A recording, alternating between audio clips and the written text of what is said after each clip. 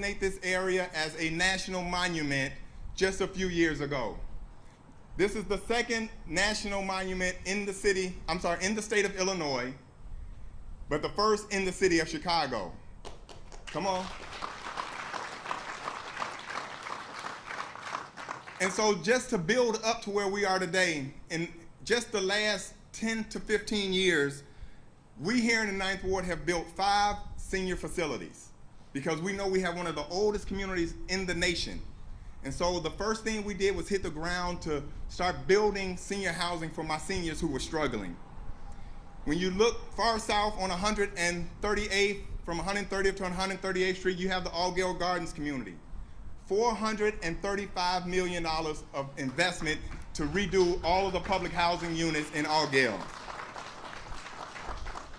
When you look at the fight that the community stood with me to get Walmart just east of this facility, the first grocery store to address the food desert on the far south side of Chicago to bring over 400 jobs into the community.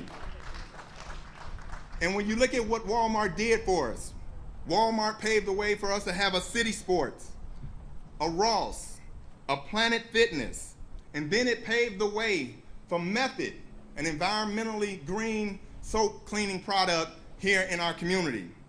And then on top of Method, we built the largest indoor greenhouse in Gotham Greens, creating more jobs in the community.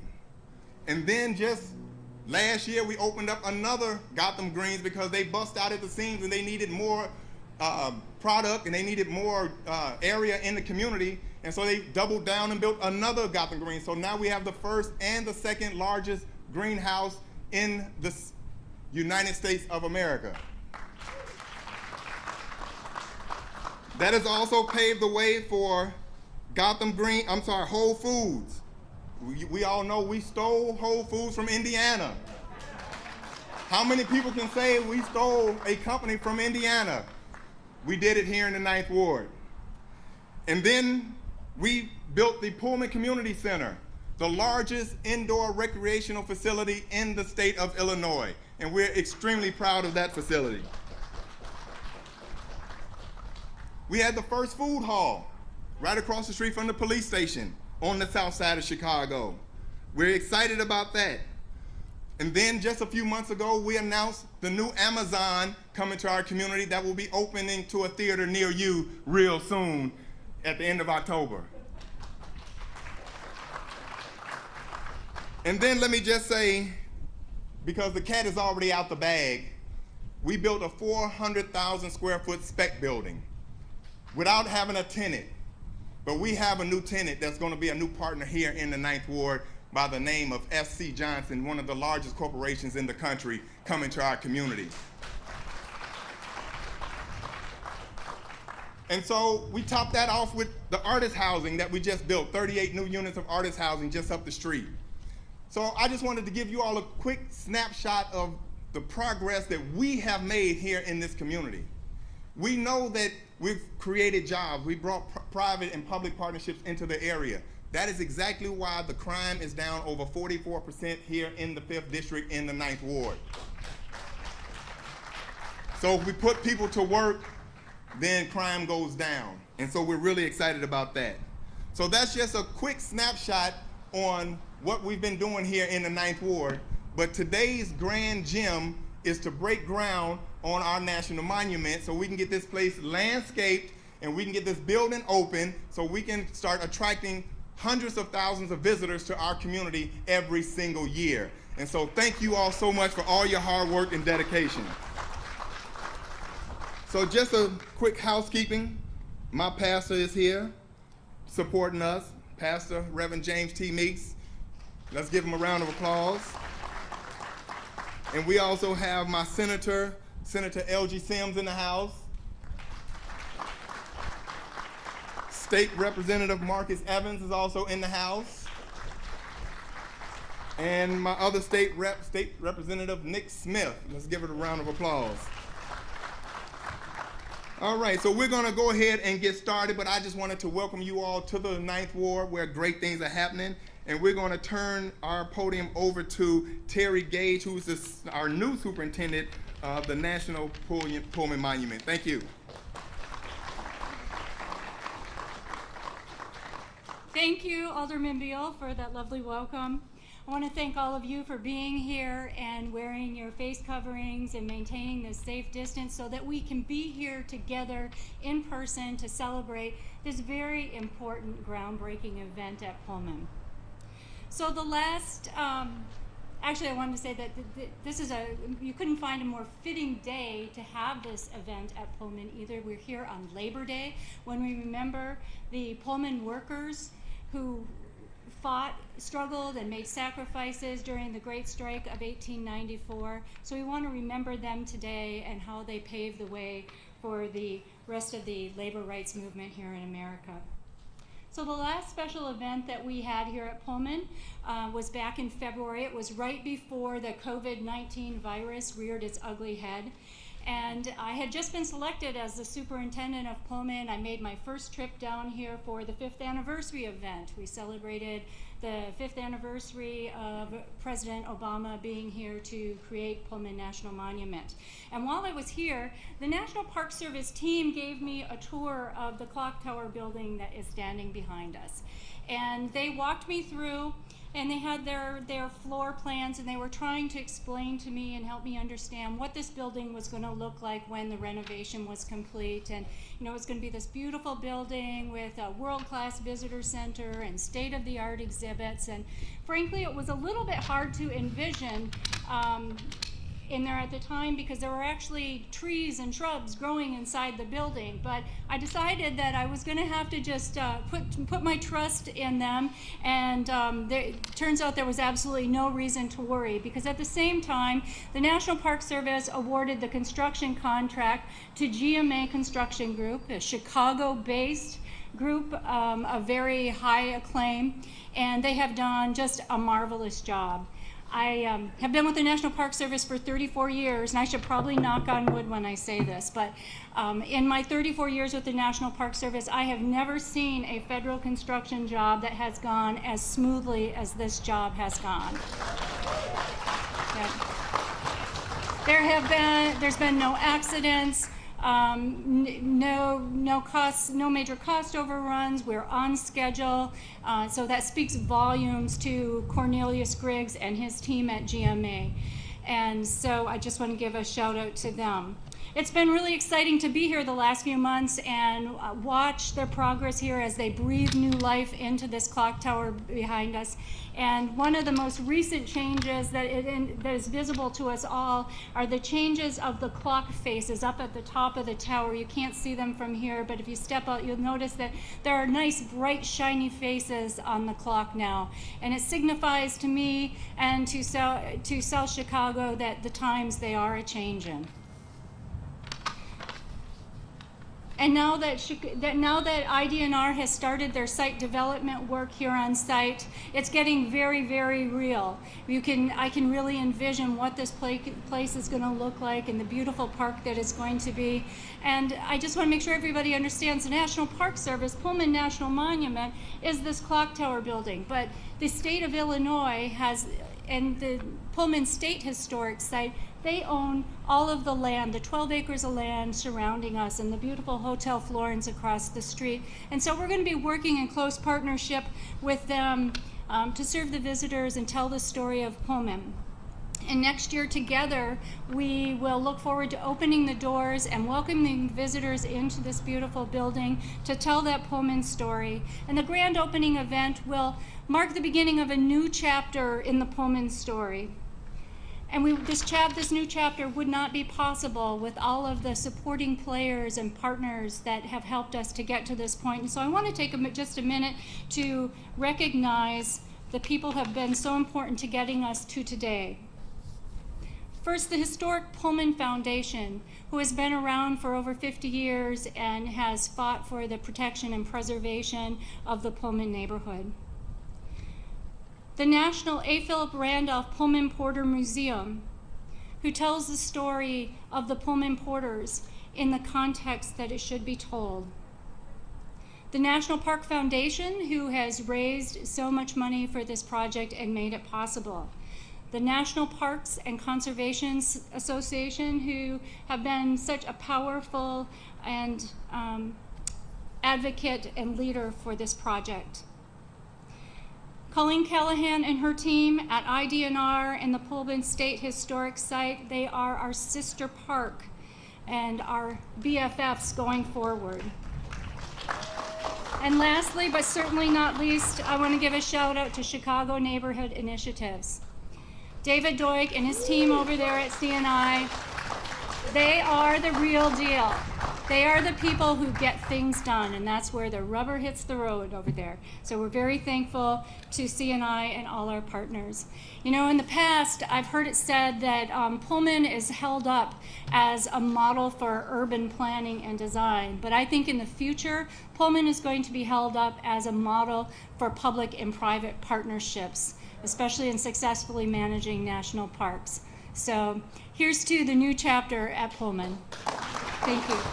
And I want to introduce to you Mr. Cornelius Griggs, the president of GMA Construction Group, who's doing such a great job here. Welcome, Cornelius.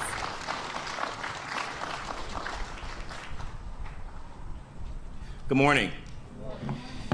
I want to thank the National Park Service and all of the individuals and organizations that were a part of selecting my firm, GMA Construction Group, to be the general contractor of choice for the Pullman National Monument. We are extremely excited about this opportunity, and we want to give the National Park Service a round of applause for all the great work that they're doing here in the Pullman community. I'm a lifelong Chicagoan. I grew up on the west side of town in the Austin and Cabrini Green communities. And in 2009, I decided to take the biggest leap of my life and start a construction firm. One of the primary missions of our firm was to develop people that will transform communities. And we're doing this throughout the city of Chicago. You can find us on the west side of town doing 90 units of veteran studio housing over in the North Lawndale community. We've done over 500 units of renovation out at Augill Gardens. And now we're here at the Pullman National Monument, continuing to transform the lives of people throughout communities of Chicago. We're giving back jobs to the community. It's extremely important. Alderman Bill talked about that earlier. How do we stop violence in our communities? We provide jobs for young men and women, and that's what our organization is doing. We've provided nearly 26 jobs throughout the city of Chicago, high-paying, good-paying jobs, $60, $70 an hour jobs to individuals from the community. This project alone has 72% minority and women-owned participation throughout the project. And it's important to note that our firm is also a minority, veteran-owned small business that's doing work right here in the 9th Ward for Alderman Bill. As I think about my roots and where I've come from, growing up in the projects, going to Chicago State University, getting my Bachelor of Science degree, moving on and becoming a veteran in the Army Reserve and serving 2 tours overseas, to come back home and be a part of the transformation of our city is extremely important to me, and it's extremely important to the firm that I've worked to build. In 2009, we were in the office of just 2 of us. Today, we're over 100 strong. We're in 5 states, and we do work all across the country: Charlottesville, Virginia, Charlotte, North Carolina, New York City, Dallas, Texas, Abilene, Texas, and Missouri. Our firm is truly grown, but most importantly, our firm is very diverse. 75% of the folks that work for me are African American. 50% of them are low income. It's extremely important that companies who are based here in the city of Chicago give back. And the only way to do that is to be a part of great projects like the Pullman National Monument. So with that, I want to thank everyone here. I want to thank our great mayor, Lori Lightfoot. I want to thank our great alderman, Alderman Beal. I want to thank Senator Dick Durbin and Congresswoman Robin Kelly for all the support that you provided all small businesses throughout the state of Illinois. Continue to do great work, and firms like mine will continue to grow. Thank you very much.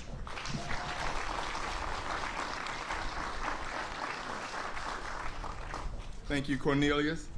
I don't know if anyone mentioned, but Cornelius is the first contracting firm to ever get a contract with the National Park Services. So congratulations, that's big stuff.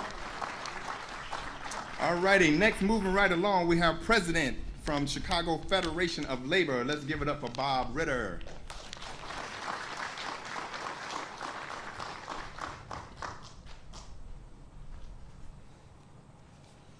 Thank you, Alderman Beal. I'd also like to, again, acknowledge some of the folks that Alderman Beal acknowledged earlier, our friends from the General Assembly, of course, Senator Durbin, Congresswoman Kelly, and I'd like to thank not only President Barack Obama, who helped make this happen, but also Governor Pritzker and our esteemed Mayor, Lori Lightfoot, who has been very supportive of this project. But seeing how we're in Pullman and it's Labor Day and we're here in the hometown of the American labor movement, I'd like to also acknowledge President of the Illinois Labor History Society, Larry Spivak. And from the 8th Philip Randolph Pullman Porter Museum, Dr. Lynn Hughes and David Peterson. And undoubtedly, this project is going to create a lot of good paying jobs and is going to help with the revitalization of the Pullman neighborhood here in Chicago in the 9th Ward. But I want to talk a little bit about labor history and how we got here today. You see, in 1882, one of the founders of the United Brotherhood of Carpenters, Peter Mcguire, advocated for a national Labor Day on the first Monday in September. And here in Chicago, we started advocating for a Labor Day on May 1st. And whether it was May 1st or the first Monday in September, we knew that the working person needed to be acknowledged, needed a day of rest and activism. In 1894, there started to emerge a strike amongst the Pullman Rail Company. You see, Pullman was a big company. Not only did they build the rail cars, but they also staffed the rail cars and worked the railways. And here in George Pullman's company town, things weren't looking so good. And the American Railway Union was headed up by a guy by the name of Eugene V. Debs, a radical figure in not only the labor movement here in the Midwest, but all over the world. But even Eugene Debs, being the radical that he was, needed to be pushed by an 19-year-old woman named Jenny Curtis. As we were advocating, as the workers were advocating to start to take to the streets, Jenny Curtis pushed Eugene V. Debs and the other national leaders of the American Railway Union and said we needed to join this strike and make this a national railway strike. So as a consolation prize for putting the strike down with strike breakers, President Grover Cleveland and Congress finally gave us our National Labor Day. So through struggle, we got Labor Day, but through struggle and perseverance, there was victory. You see, over the years, while we didn't win the strike at Pullman in 1894, out of Pullman emerged a level of activism here in Chicago that eventually won unionization across the board with the Pullman Palace Car Company, and also the creation of the first black trade union, A. Philip Randolph and the Pullman Porters. As radical as Eugene V. Debs is, or was, a figure in history, A. Philip Randolph was also probably one of the most significant leaders in the American labor movement.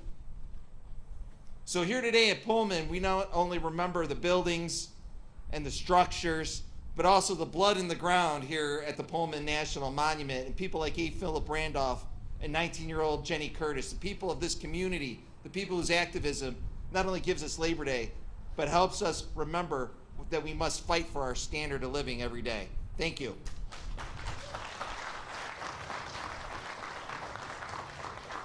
All right, thanks, Bob. Another housekeeping note, Bob, all the work that we talked about from one end of the ward to the other was all 100% union built. All right. All right, moving right along is no stranger to the 9th Ward. He is a great friend and partner. He is part of the reason why we are here today. He put legislation in to designate the area as a national monument, but we know in the climate in DC, we still want to continue to push to get that legislation passed, but he was one of the main forces behind asking President Barack Obama to designate this area as a national monument with the stroke of a pen. Let's give it up for Senator Dick Durbin.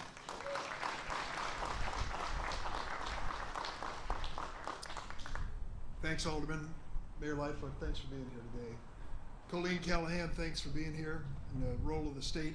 J.B. Pritzker and all of that effort. The legislative team, glad you're with us. Let me tell you, in Washington, Senator Tammy Duckworth and I are committed not only to a monument, but a park, a national park right here. Our motivation, our inspiration, our information comes from Congresswoman Robin Kelly. Thank you, Robin Kelly.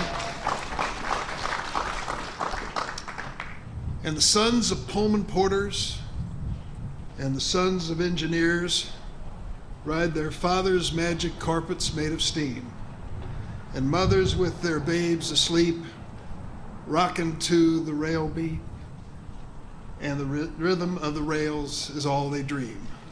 Every time I hear the word Pullman, I think of that song, City of New Orleans, written by Steve Goodman, Mayor, folk musician and poet, City of Chicago, performed by Arlo Guthrie. And I think back about the railroad days in America. Were it not for the railroads, I doubt that there would be a big old city in Chicago or great state of Illinois. We were smack dab in the middle of this country, and these railroads all came through here, and they made this economy and they made this state. Every single town, every single village crisscrossed with trains and railroads running in every direction. And a lot of families worked for those railroads, right, Colleen? Understand your grandfather worked for the Illinois Central. Well, my mother and father, my two brothers and I all worked for the New York Central Railroad in East St. Louis, Illinois. That was who we were. Catholics, Democrats, union members, and working for the railroad. And there came a day when I was a little boy, and my father came up to me, and let me tell you this story because I can't forget it ever. And he said, you know, your brother Bob, your older brother, is getting married out in California, and you and I are going to take a train from St. Louis to Los Angeles, just you and me. Me and my dad, and I was 9 or 10 years old, off we went. And I remember on that train when we were sitting there looking out the window, and I was so excited, it was like a flight into outer space. This gentleman came along there and he said to my father, Mr. Durbin, excuse me, but I am your Pullman porter, and I just want to let you know that the dining car is going to be open starting at 6 o'clock, and when you get back here at 8 o'clock, we will have made up this train into a sleeping car. I couldn't even imagine it. Here was this gentleman, this African-American gentleman, with the skill to turn what we'd been sitting in into a sleeping car. We ate dinner, came back, and I got up in there and I said to my dad, I said, it's too loud in here. I don't think I'll ever go to sleep. Well, I hit that soft mattress and I heard that clickety-clack and I lasted about 5 minutes. Right, Joe? Riding in a Pullman car, well known for its quality and innovation. Right here, started right here. But if it were just about that car and that production, it would have been lost in history. Bob Ryder has touched the story that brings us together today.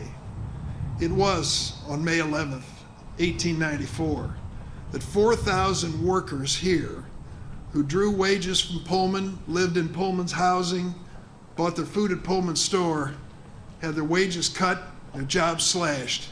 They called a Wildcat Strike. It was one of the first organized strikes in the nation. And it led to a national rail shutdown when all of the other railroad employees joined them in this strike. There was a panic. George Pullman called President Grover Cleveland and said, you've got to do something. So Grover Cleveland went into the federal court, Mayor, and got an injunction to stop the strike. First time that it ever happened in American history. But still the workers wouldn't go back. So President Grover Cleveland sent in the federal troops. 29 people were killed. 29 people were killed. And eventually, on July 20th, the workers were forced back into the factory to go to work.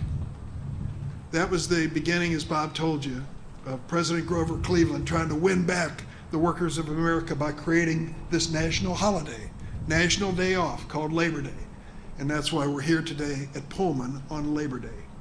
When you think about it, with the men and women who were working then, and I saw Bob had his t-shirt on, show them what it says, established 1896, 2 years later, Chicago Federation of Labor. What they basically were saying is there room on that railroad track in America for economic justice? That was a question they asked then, Bob, and still asked today. But that wasn't the end of the story, and Bob alluded to it, because there was that labor union, the first all African-American labor union in the United States, the Sleeping Car Porters Union. And that union waited for its day, and its day came. In the 1950s, the son of a Pullman porter named Thurgood Marshall took a case to the Supreme Court, Brown versus Board of Education, and ended segregation in America's public schools.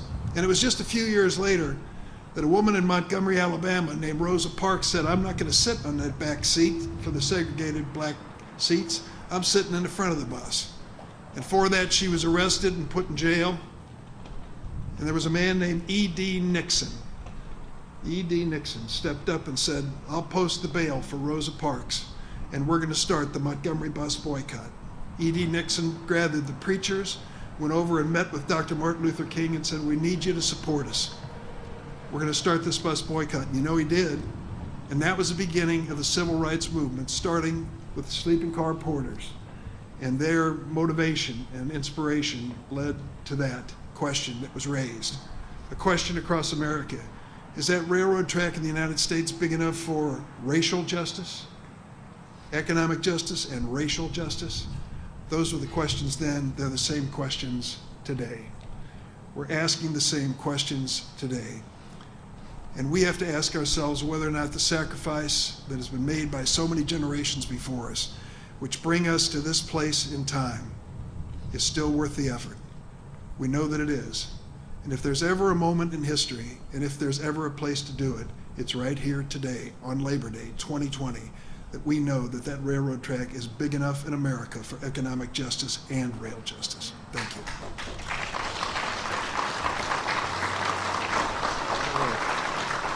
All right. Thank you, Senator. Senator, I was not going to give up the secret on why we're getting all the federal resources here in the Ninth Ward, but you let it out the bag that you and your entire family work for the railroad, so everybody knows now why the money's coming to the Ninth Ward. All righty. Our next speaker is, again, no stranger to us. It's a partner in Washington bringing resources back to us, and we couldn't do it without having partners in Springfield and in Washington, so let's give it up for our Congresswoman Robin Kelly.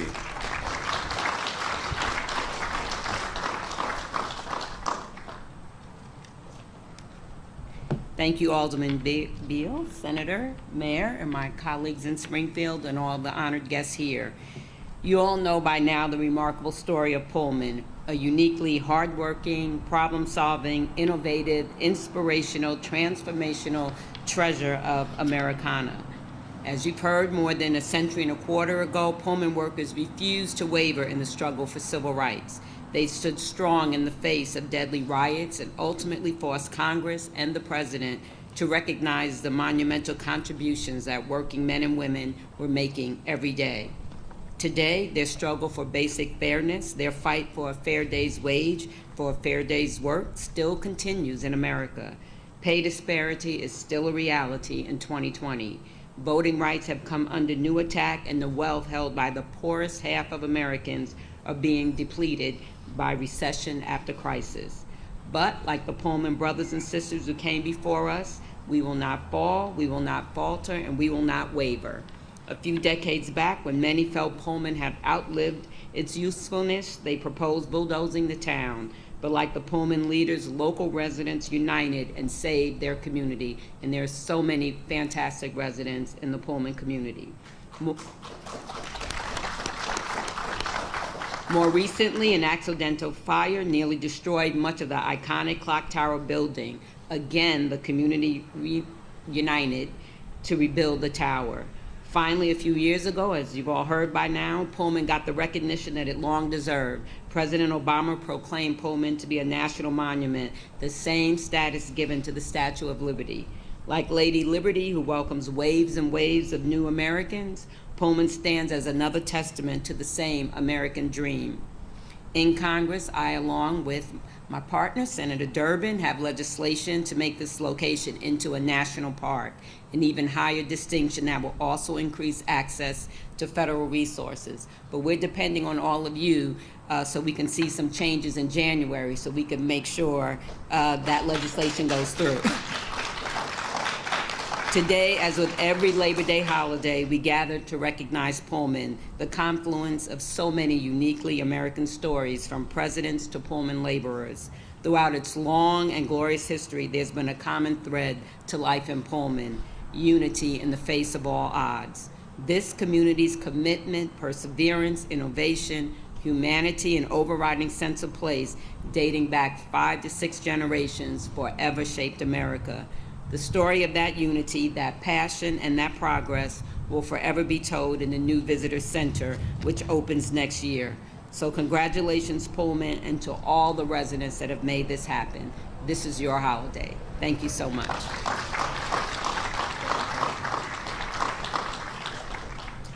All righty. Thank you, Congresswoman Robin Kelly. All right, our next speaker is no stranger to anyone here. We want to welcome our mayor to the 9th Ward. And we not only, before I bring her up, I just want to remind the mayor, we got a lot going on out here. And we want to keep it going. We want to keep it going by having a partnership as we move forward with creating jobs and opportunity here in the 9th Ward. Let's give it up for 9th Ward. Round of applause for our mayor, Mayor Lightfoot. Thank you, Alderman, and thank you all so much for being here. This is a great day. A lot of enthusiasm because of the hard work of so many. You heard the list that the Alderman gave at the start of his remarks. There are incredible, important things that are going on here in the 9th Ward, and I'm happy to be a part of today's celebration. Let me also acknowledge my friends, Senator Dick Durbin, Congresswoman Kelly. You're going to hear, I believe, from Lisa Stark of the Union Pacific Railroad and National Park Foundation, Chicago Federation of Labor leader Bob Reiter, my friend and partner in crime. Thank you, Bob, for, I think, an important lesson in the history of this site. National Pullman Monument Superintendent Terry Gage, welcome to Chicago. The Illinois Department of Natural Resources, Colleen Callahan, we look forward to your continued partnership. GMA Construction President and CEO Cornelius Griggs, wasn't he remarkable? I mean, wasn't he remarkable?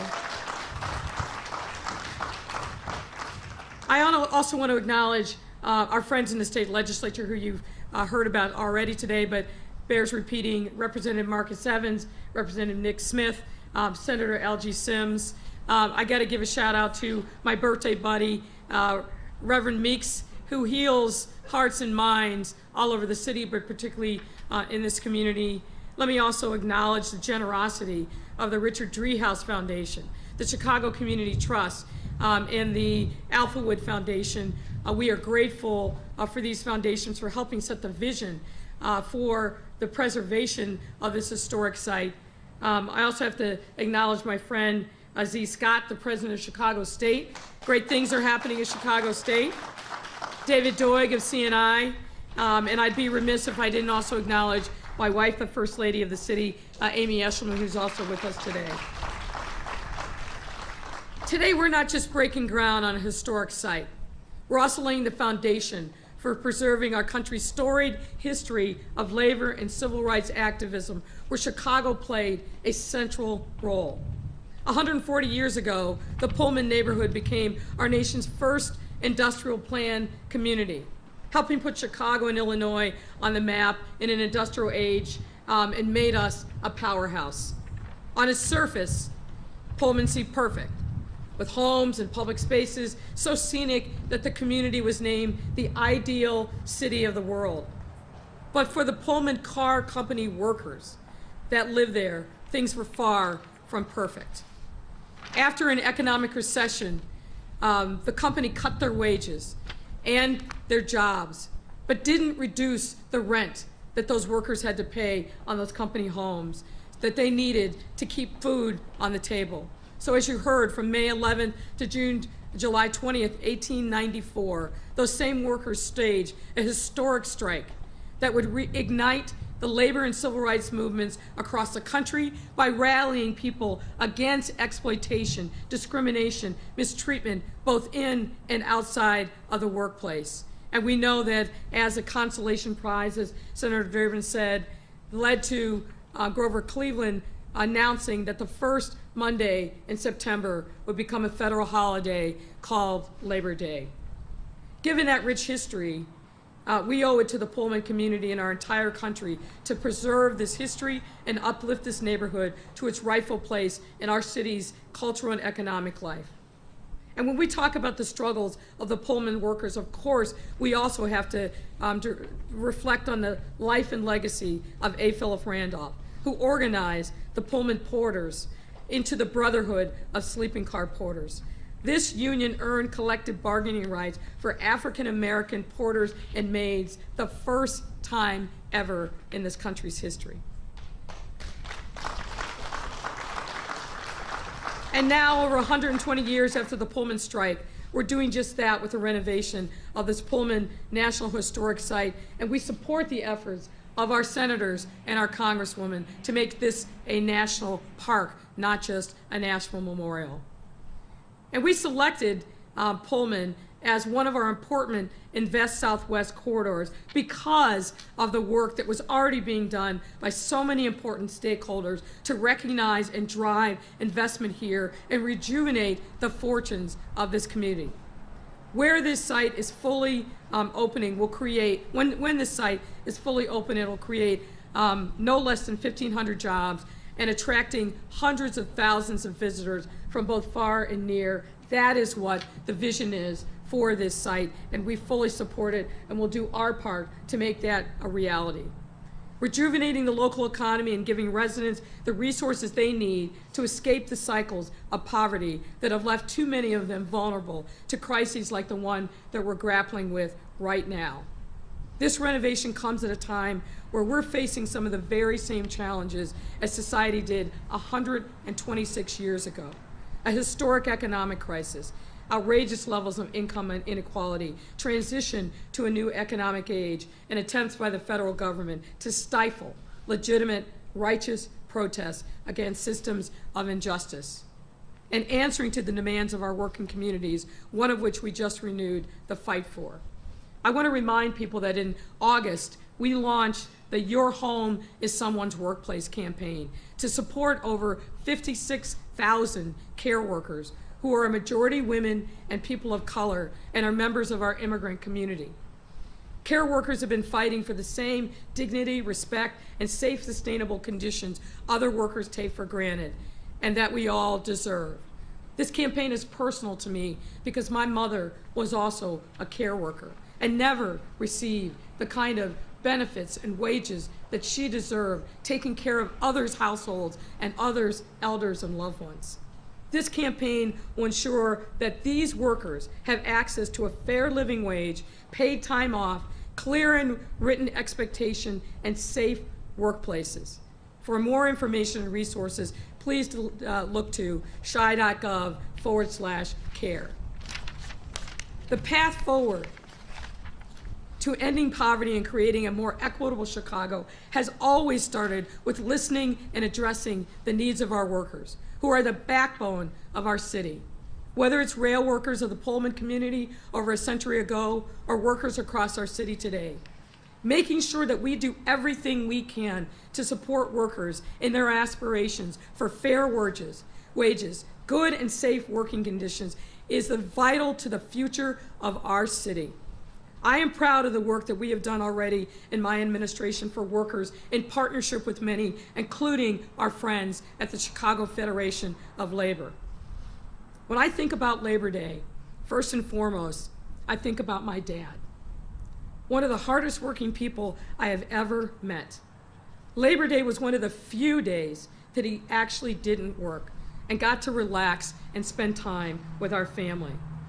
I also think about other workers that I knew growing up, the steel workers in my town, the men and women who labored in factories without union protections, but who worked hard every day and took pride in their life's work on assembly lines and on factory floors. We remember and salute them today and every day because their hard work and sacrifice is what put food on the table, shelter over our head, and gave me and people like me the opportunities in life that those workers could only dream about for their children.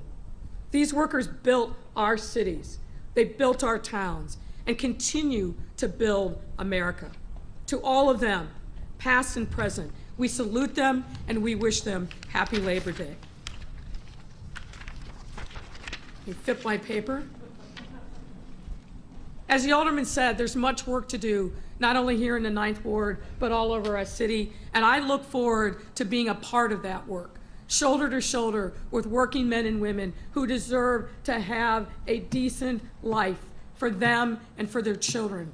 We know that doing this work transforms communities, creates a sense of purpose and ownership in the ground under their feet. And that's what we must be about. That's why I'm glad to be here today. Thank you, Alderman. Thank you all who are here and have made this moment possible. More work to be done, but onward together in the struggle for making sure that our city lives up to the promise and the obligation to be good to our people, to build lives worth living, and to make sure that everyone has the opportunity to live their lives in peace. Thank you.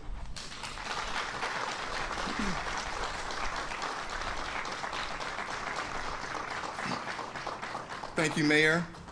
The only thing I didn't hear, Mayor, is that we're going to rename Invest Southwest to Invest South Side, far South Side. Thank you so much for those remarks, Mayor. We appreciate you being here today, joining us in this historic moment. Thank you. All right, our next person is the Assistant VP of Public Affairs for Union Pacific Railroad. Let's give it up for Lisa Starks.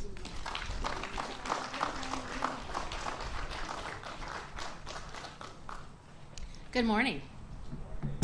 It's a pleasure to be here today on behalf of Union Pacific Railroad and as a National Park Foundation donor.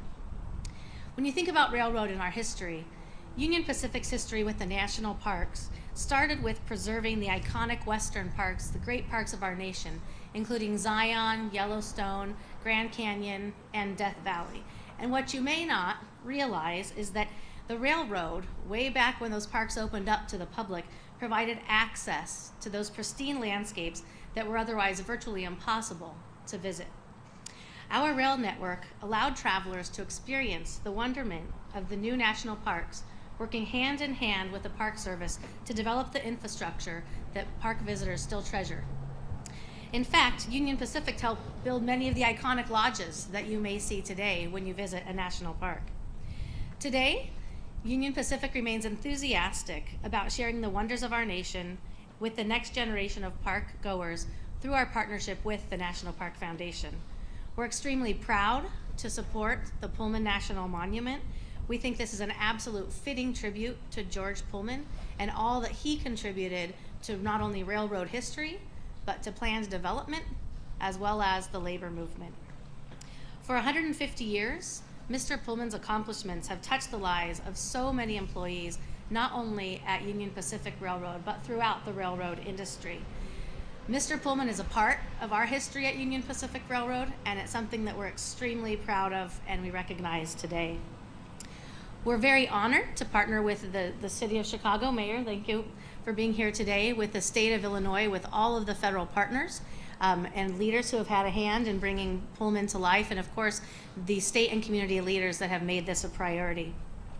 I congratulate and thank each and every one of you that are here today for what has been accomplished so far, and I look forward to our partnership in the future. In closing, I want to just remind everybody that, really throughout history, the railroads have played a really significant role in community development. Where the railroads ran, communities grew and spurred around them and provided opportunity for economic development. And that's something that we are still absolutely supportive today. So as I close, I would be remiss if I didn't mention briefly the National Parks Find Your Park initiative. And so with that, I encourage everybody to find your park, or put another way, encuentra tu parque. And I suggest, why not start right here in Chicago's own backyard with a visit to Pullman? Thank you.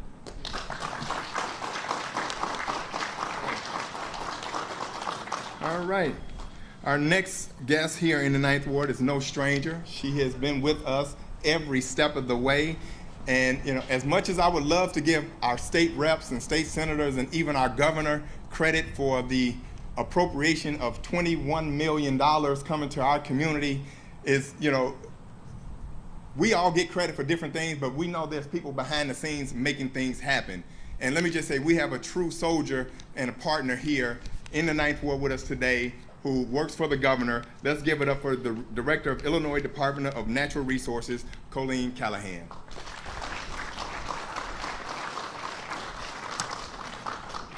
Thank you, Alderman. I have some prepared remarks, as most of us did, but the thought occurred to me as I was listening to everyone speak today, acknowledging the partnerships, whether it's local or state or federal or community, that every one of us that is here today, whether we're sitting in these chairs or those chairs, we're all here because we stand on the shoulders of those who came before us. No matter what our role is in the Pullman project, everyone that is here today feels a stake in this. And that's why it's important for all of us to take the time out to be here today. There are a lot of other places that many of us could have been, but we made this our priority for a reason, because it means so much to every one of us for different reasons. Senator Durbin talked about his personal relationship and what he remembers about traveling from Southern Illinois to Los Angeles. The mayor talked about what it means to her as she reflects on her family. And so that's why it's important. It's part of our history. And so as we think about the 126 years later, when the Pullman workers walked off the job, they did so in my words, not theirs, because they knew it wasn't fair. It didn't feel right. And so it's important that when we acknowledge that life isn't fair, that it doesn't exempt us from trying to make it that way. And that's what they were doing. And here we are today. As speakers have said, we're not there yet. We're not where we need to be yet, but we're closer. And we'll get closer because of all of the partnerships that are represented here today to reflect this history and to showcase it.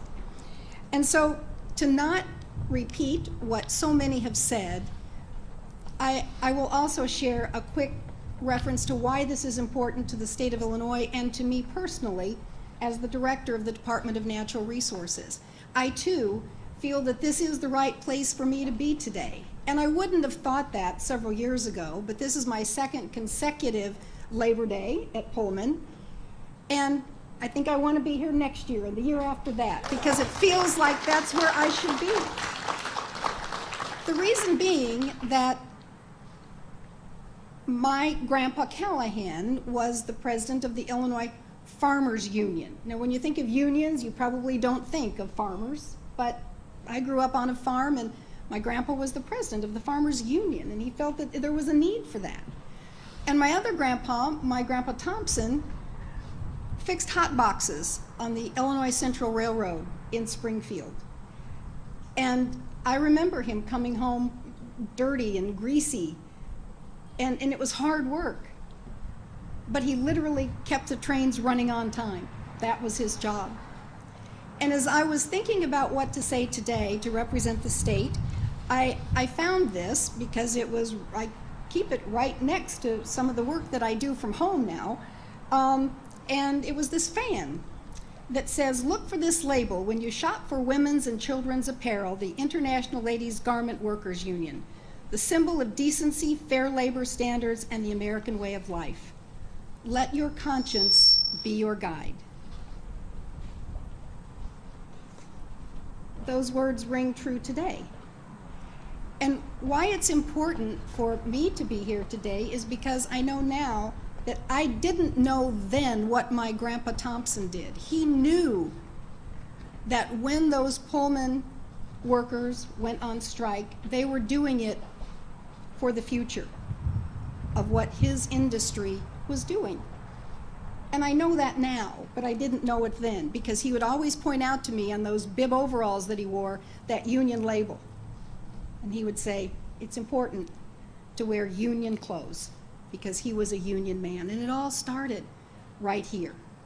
And so to represent the state of Illinois and the Illinois Department of Natural Resources, it seems appropriate that we continue to do the work that those started for us to complete.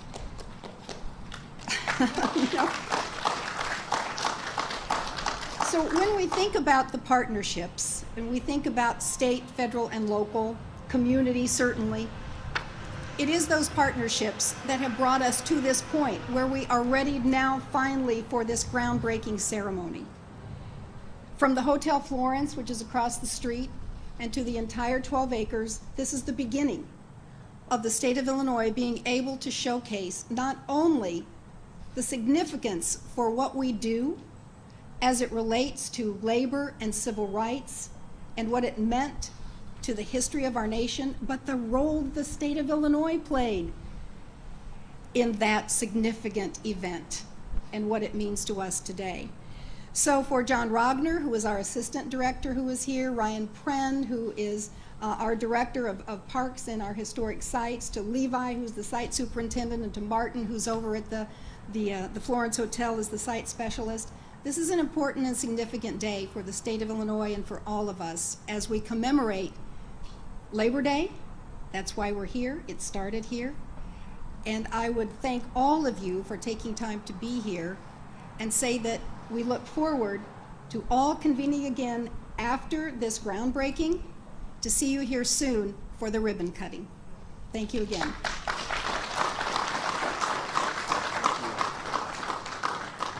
All right, thank you so much. And once again, Ms. Callahan, every time you come to the Ninth Ward, you bring lots of money. So stay close to those guys over there and keep the money flowing. So thank you so much. All right, we're going to deviate just a bit. We're going to ask everyone to step back so we can break ground, and then after that, we'll come back for Q&A.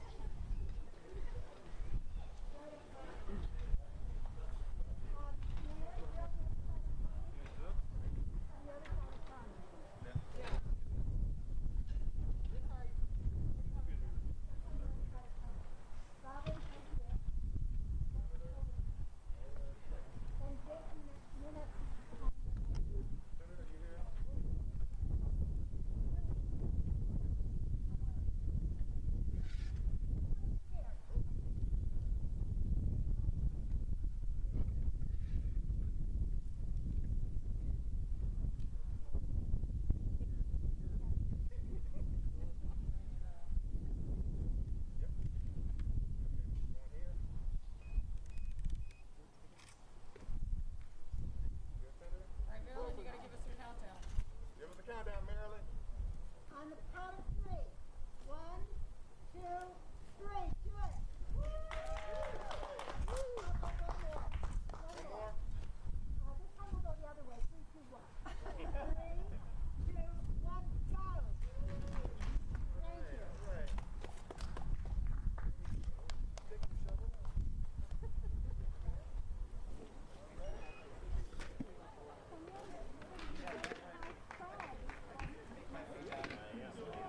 Thank you.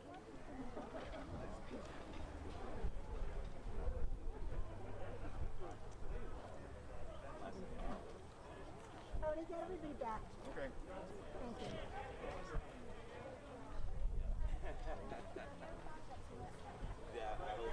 Come back and have a seat for Q&A, please.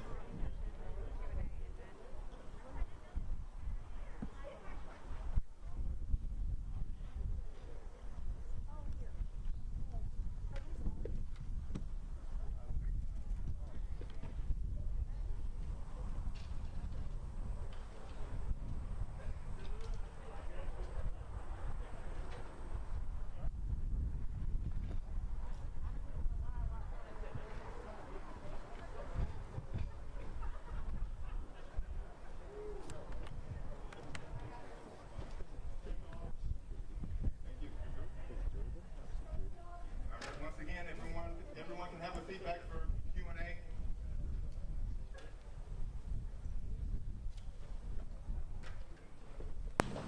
All right, any questions from the press?